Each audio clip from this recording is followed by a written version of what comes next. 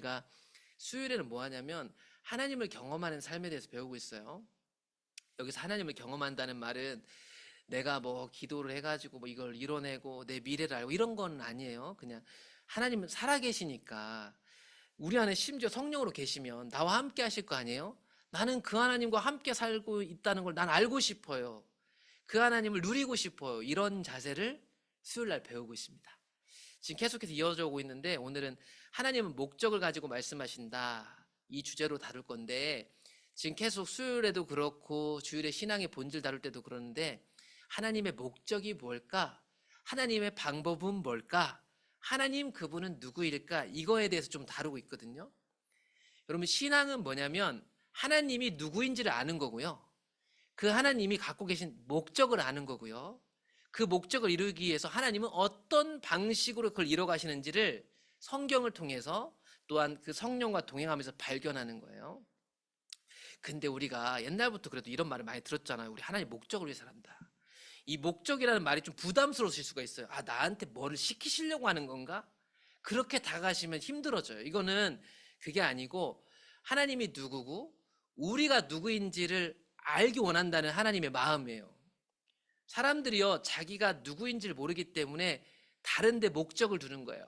하나님의 목적을 알면, 나를 향한 하나님의 목적을 알면 나다워질 수 있어요. 우리를 속박하고 억압해가지고 힘든 일 시키려는 게 아니에요. 내 직장, 내 가정, 나라는 인생을 통해서 하나님이 꾸시는 꿈이 있단 말이에요. 그 목적을 가지시고 우리에게 다가오신다. 이걸 유념하셨으면 좋겠어요. 그리고 이 목적이 커 보이지만 여러분, 이 목적이 우리 안에 하나님 주셨다면 그 목적대로 그 주어진 임무를 완수할 수 있도록 성령께서 뭘 하냐면 우리를 역량을 끌어올려 주신다. 우리의 성품, 재능, 역량을 키워주시는 하나님이다. 그래서 여러분 신앙은 계속 발전하고 변화무쌍한 거예요. 옛날보다 더 뜨겁건 혹은 더 익숙하든 노련하든 계속 발전해 나가는 거예요. 그게 잘 보이지 않더라도. 사람들은 하나님이 우리에게 말씀하셔서 헌신하고자 하는 마음이 저절로 생기기를 바랍니다. 여러분 보통 교회 다니는 사람들 이런 태도가 많아요. 하나님 저도 좀 만나 주셔가지고요. 저도 좀 저 사람들처럼 기분 좋게 신앙생활하게 해주세요. 이런 막연한 생각. 하나님 오늘 나에게 나타나갖고 나도 봉사도 하는 게 재밌어지고 성경 공부하는 것도 재밌어지고 주일에 한 번도 안 빠지고 모든 예배 다 날아오는 게 저절로 재미있는 상태가 되기를 바랍니다. 아주 막연하죠, 여러분.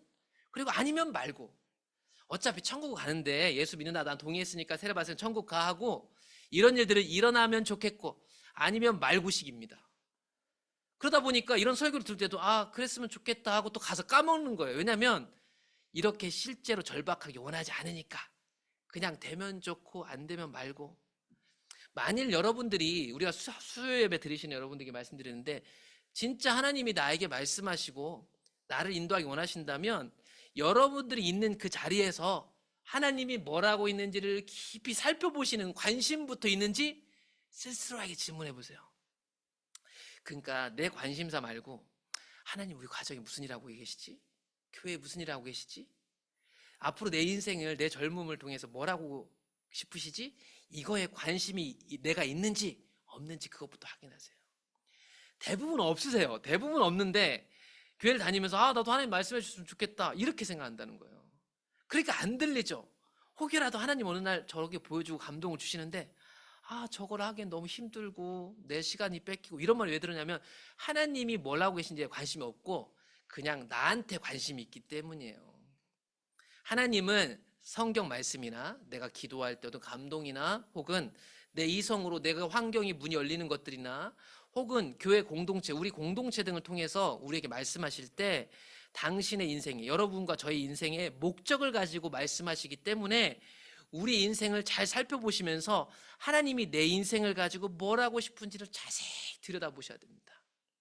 하나님 우리가 말씀하실 때요 계속 나에게 따라다니면서 막 말하지 않아요. 성경도 보시면 아브라함도 그렇고 구약성경 사람들도 하나님이 어느 날 오셔가지고 말씀 임하시고 막 얘기를 해요.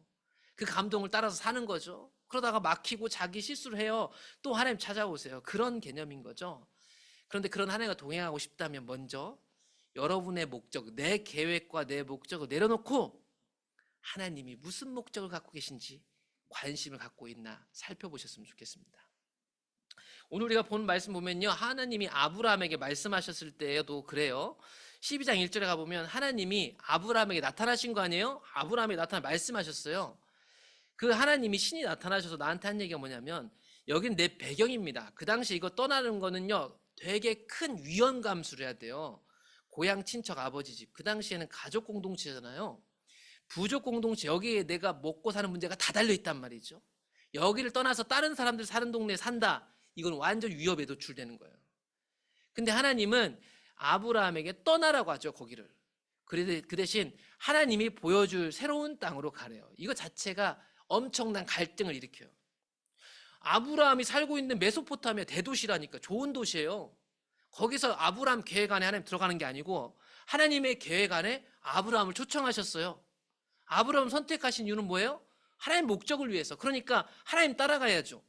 하나님, 저는 이만큼이 제 인생 이 공간이거든요. 여기서 한번 일해보세요. 하나님, 이게 아니라 하나님이 원하시는 길을 따라가는 거죠.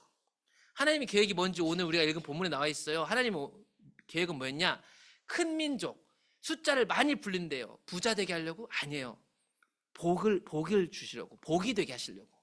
복이 되려 하다 보니 그 당시에 큰 민족이 필요했고 아브라함이 창대하게 되는 겁니다. 수가 많은 거예요. 하나님의 계획은 뭐냐면, 일단은 아브라함의 숫자, 후손들의 숫자를 늘려가지고 그들을 복으로 만들 거예요. 복으로.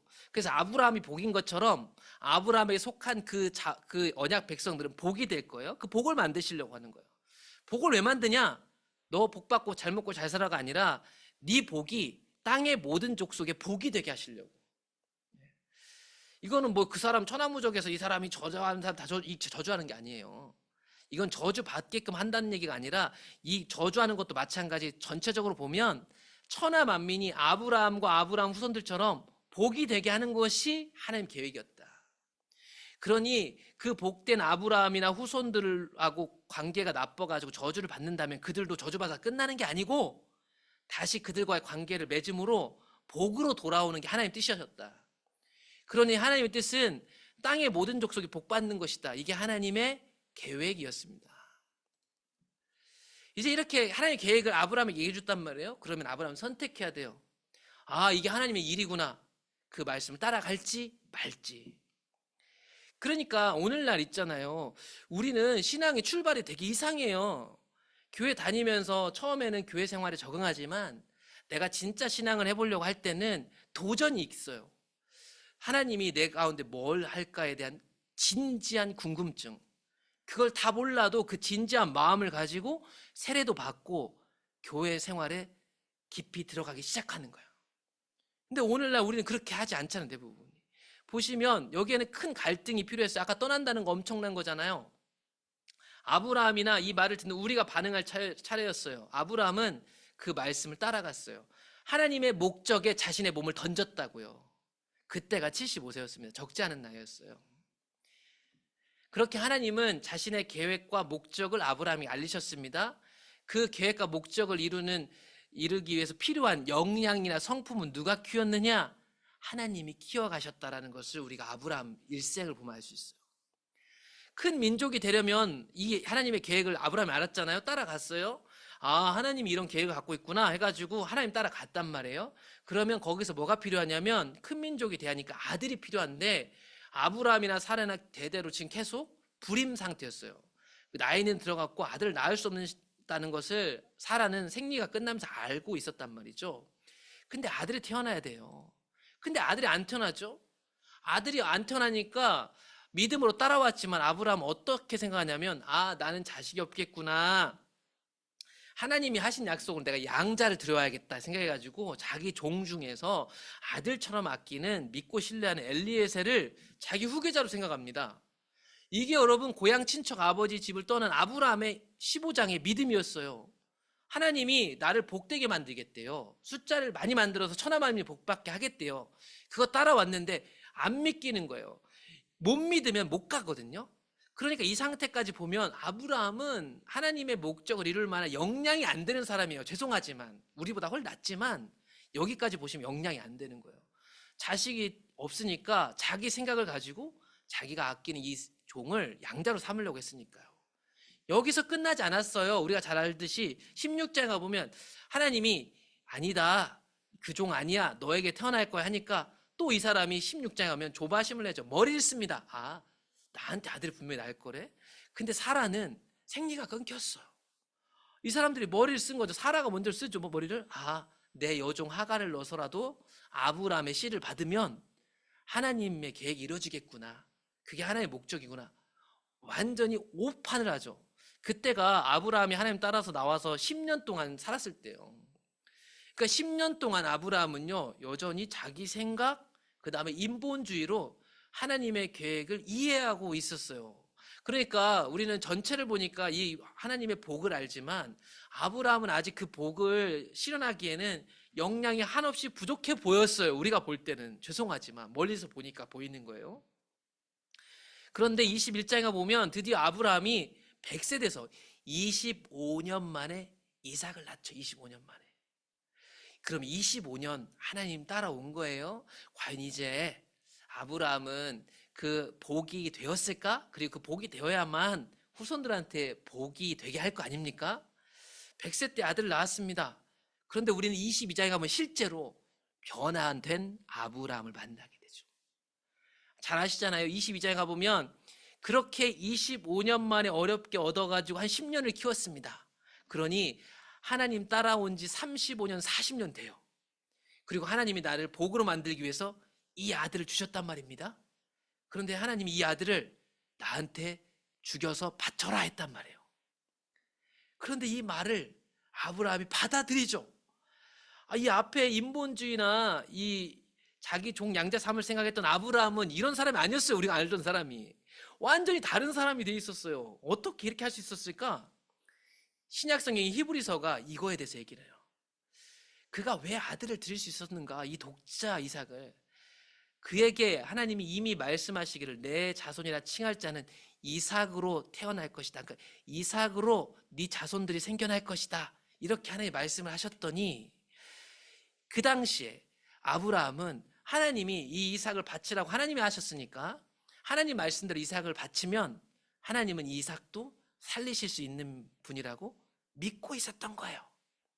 그래서 히브리서는 얘기하는 거예요. 이미 데리고 그 산에 올라갔을 때 아브라함은 이삭을 하나님한테 바친 거죠. 그래서 이삭을 죽은 자에서 도로 받은 거나 다름없다 이렇게 얘기를 해요. 그러니까요. 이 35년, 40년 하나님 따라오니까 우리가 처음 봤던 아브라함하고 완전히 달라져 있었죠. 하나님이요, 아브라함의 역량을 끌어올리고 성품을 끌어올려서 복으로 기어코 만들어내셨더라. 그러니 여러분 너무 미리 겁먹지 마세요. 나는 하나님 목적이나 계획 같은 거를 이루기에는 너무 나 하나 살기도 바빠요. 맞아요. 저도 그래요. 그런데 하나님이 그 역량을 키워내신다. 그러니 우리가 첫 번째로 해야 될 건 뭐냐면 나를 보지 말고 하나님이 내 주변에서 뭘 하고 싶은가 먼저 그 관심을 품었으면 좋겠다. 그러기 위해서는 여러분 하나님이 나의 주인 되심을 인정하고 있는지 한번 살펴보실 필요가 있습니다. 예수님을 믿는다는 건 예수를 믿음으로 하나님을 나의 주인 삼는 거 아니에요? 그래서 우리가 주님이라고 부를 때 그 주님은 주인 주자 아니에요? 하나님이 나의 주인 되신다. 하나님은 당신의 생활을 방해하실 권리가 있으십니다. 왜냐하면 우리가 성도잖아요. 성도는 그분이 우리의 주인이라고 고백한 사람들이기 때문입니다. 요즘 여러분 있잖아요. 요즘에 누가 이렇게 자기의 일에 방해하는 거 진짜 싫죠. 그런데 하나님이 우리의 주인이라면 그분은 우리에게 끊임없이 질문을 던질 수 있고 우리를 불편하게 하실 수 있고 때로는 우리를 어렵게 하시라도 말씀하시는 분이에요.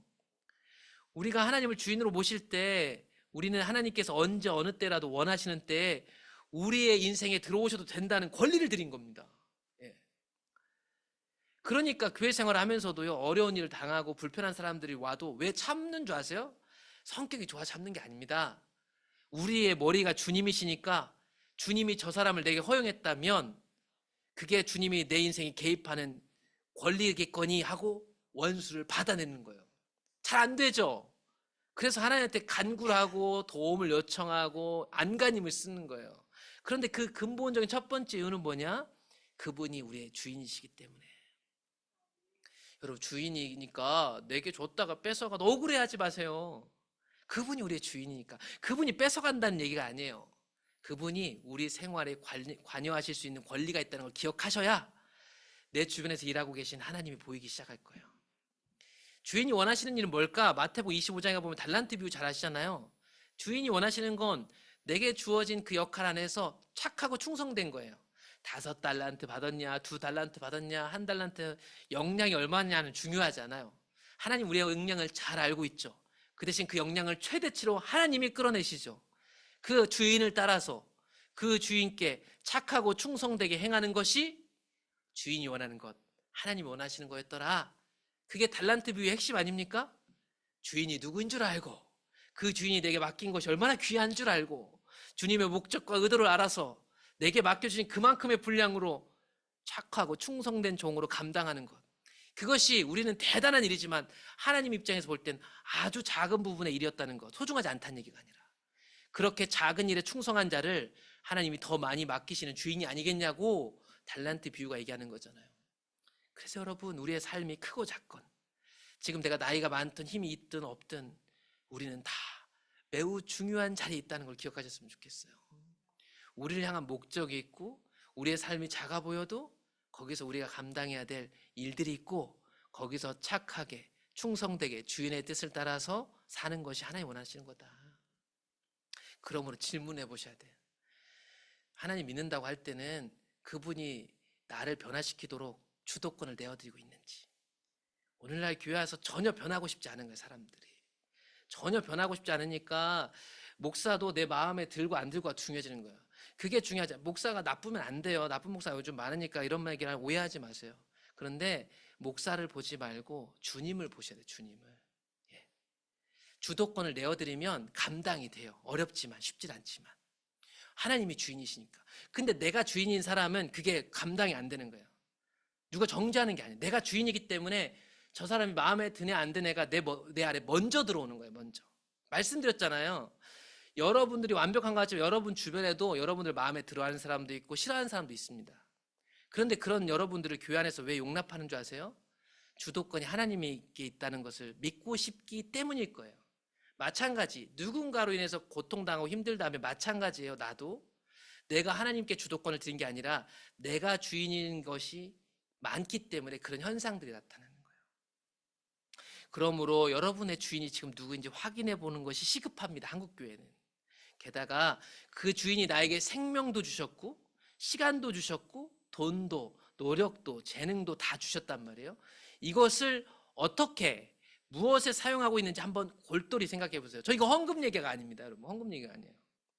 내게 맡겨주신 모든 자원들 있잖아요. 사람마다 다 다른데 이것을 내가 어디에 사용하고 있는지를 한번 잘 살펴보시면 지금 내 주인이 누구인지 금방 나와요. 진짜 어렵지 않아요. 여러분, 내가 한 달 쓰는 거 한번 다 돈 해가지고 한번 보세요. 그래서 한번 분류를 해보세요. 나옵니다. 뭐 헌금 얘기하는 게 아니에요.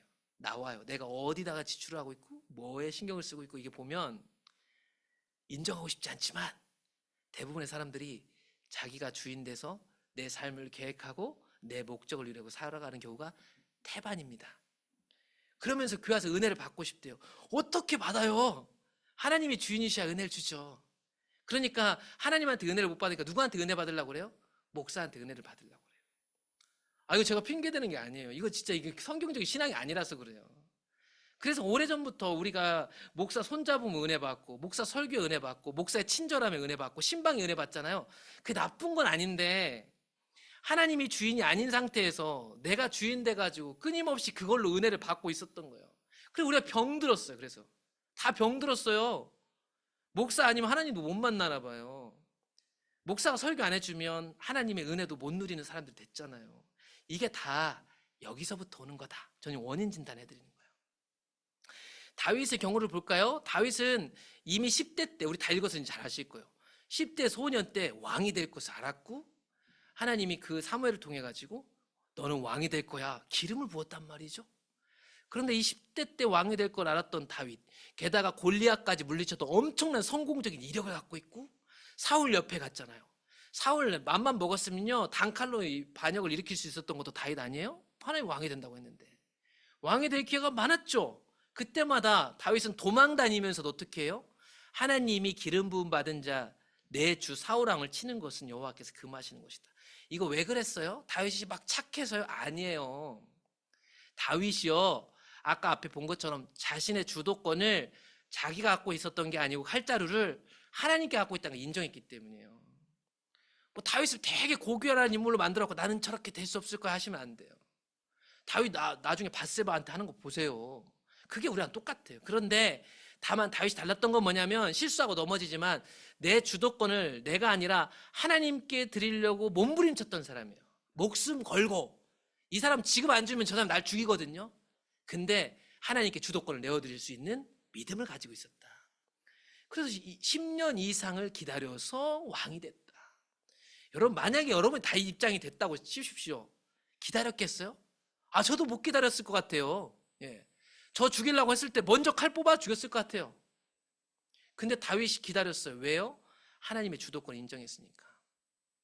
신약 성경에 나오는 바울도 그랬어요. 바울이 예수님을 만나고 나서 나를 향한 하나님의 계획을 알게 됐어요. 다윗이 사무엘을 만나서 자기의 계획을 알게 된 거예요. 왕이 될 자기를 향한 하나님의 계획을 알게 된 것처럼 바울도 예수님을 만나고 나서 나를 이방에 복음 전하기 위한 선교사로 삼으려고 했다는 것을 바울이 알게 됐죠. 그런데 이 알게 된 바울이 그럼 선교하러 가야지 해서 예루살렘 교회의 지도자들한테 간 게 아니고 이 사람이 아라비아와 자기가 살던 다메섹으로 돌아갔다고 이렇게 나와요. 여러 여기 비밀들이 섞여져 있는데, 그 후에 3년 만에 내가 베드로를 만나려고 예루살렘을 올라갔지만 주의 형제인 야고보의 다른 사도들, 예수님의 제자들은 못 봤어요. 여러분, 이런 일들이 제대로 풀렸어야 아마 바로바로 선교 사역이 가능했을 텐데, 이 시간이 무려 몇 년이나 걸려면 바울이 예수님 만난 뒤로 약 10년에서 11년이나 지났어요.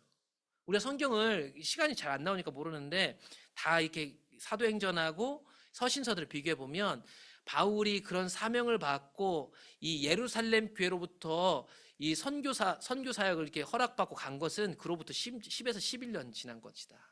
그 2장 11년 14년 후에라고 나와 있는데, 이게 이제 아까 3년을 빼고 나면 한 10에서 11년 지난 후에야 하나님의 계획대로 바울이 움직여지고 있었다. 그 시간 동안에 하나님이 선교사로서 훈련을 시키고 역량을 채워갔더라.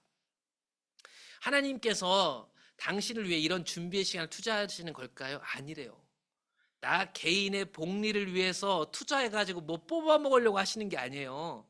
이것은 나만을 위한 것이 아니고 나를 통해서 하나님이 찾으시는 사람들을 위해서 지금 하나님이 우리에게 그 계획과 목적을 알리시고 거기에 역량을 자라나게 하신다. 그러므로 여러분, 예수님을 믿으면 믿을수록 있잖아요, 자신의 어떠하면 별로 신경이 안 써요. 그러니까 누가 욕하고 힘들면 힘들지만 그것보다 저 사람이 예수를 믿고 나처럼 자유로워지길 원하는, 그러니까 원수도 막 사랑해야지 해서 되는 게 아니라니까요. 원수를 보면 애통해요. 그 사람을 보면 불쌍한 거예요. 주님을 모르기 때문에. 그러니까 깔보는 불쌍함이 아니라, 왜냐하면 주님과의 관계 속에서 이걸 아는 사람들은 자연스럽게 하나님 마음으로 그렇게 할 수밖에 없는 거예요. 그러므로 그런 하나님의 마음을 알고 하나님이 찾으시는 그 사람들을 위해서 하나님과의 지속적인 관계 속에서 그분을 나의 주인으로 인정해서 여러분을 들이셔야 돼요. 되게 어려운 말이죠. 근데 이게 가장 첫 번째 신앙하는데, 여러분의 주인을 내가 아니라 하나님으로 내어드리기로 작정했는지 한번 잘 살펴보자고요. 교회에서 이거를 너무 간단하게요, 이렇게 하십니까? 예 하고 끝나는데, 주인이 된다는 건 그분이 내 삶에 사사건건이 관여할 권리가 생긴다는 건데, 내가 돈 쓰는 것에 대해서 의견을 얘기하실 거예요. 내가 원수를 대하는 방식에 대해서 의견을 제시하실 거예요. 내가 어릴 때 성품이 이렇고 성격이 이런데, 그런 내 성격에 대해서 끊임없이 하나님이 조언을 하실 거예요.